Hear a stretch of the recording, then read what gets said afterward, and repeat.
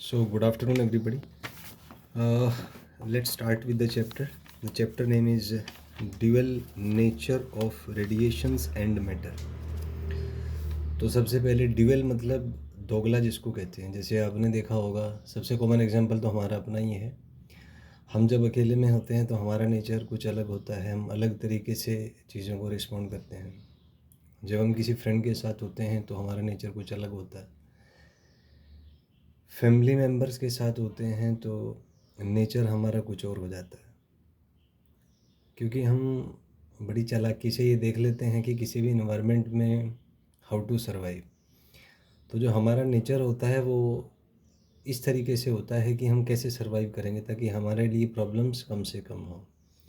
तो एक जो सामान्य आदमी है वो उसी तरह का व्यवहार करता है जो उस पार्टिकुलर सिचुएशन में उसको सर्वाइव करने में हेल्प करे, उसके लिए प्रॉब्लम्स कम से कम क्रिएट हो।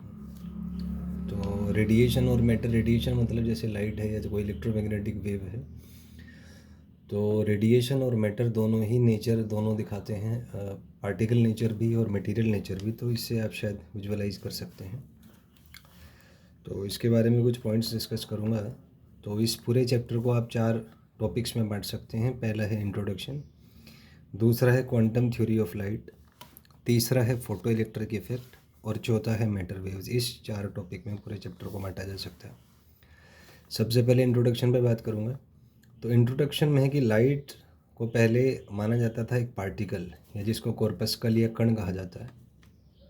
तो ये जो थ्योरी है लाइट का, इसको कहते हैं कॉर्पस्कुलर थ्योरी ऑफ लाइट।